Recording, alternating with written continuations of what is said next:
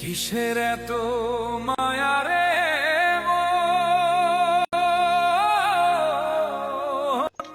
আসেন আসেন। আপনি কি ভালো আছেন?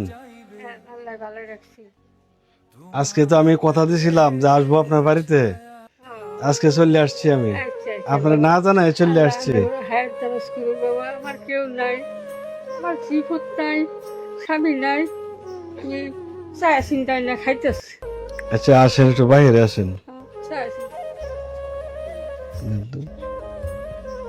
আমি তো বলছিলাম আপনারে যে আমি আসবো, হ্যাঁ, এই যে আমি চলে আসছি, আপনার না বলে চলে আসছি। আচ্ছা আচ্ছা। একবার আপনার বাড়িতে চলে আসছি।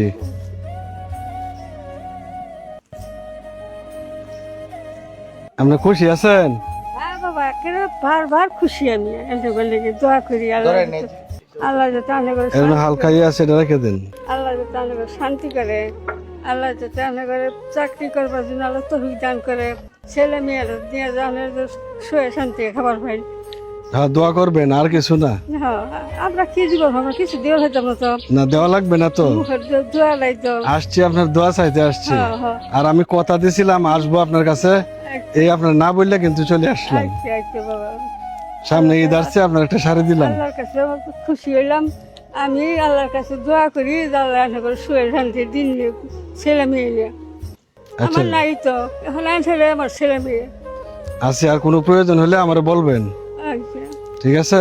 আচ্ছা, বলি। ওই দোকানটা আছে না, হ্যাঁ, ওই দোকানে গেলেই হবে। আচ্ছা আমার কথা বলবেন, তাহলে আমারে ফোন দিবেও, ঠিক আছে? ঠিক আছে, আইসেন। বাজারে আসলে ওই মানিক ভাইয়ের দোকানে যাবেন, হ্যাঁ, কোনো গেলেই ওই মানিক ভাই ফোন দিয়ে দিব, স্যাররে পাবেন আপনি। হ্যাঁ আচ্ছা।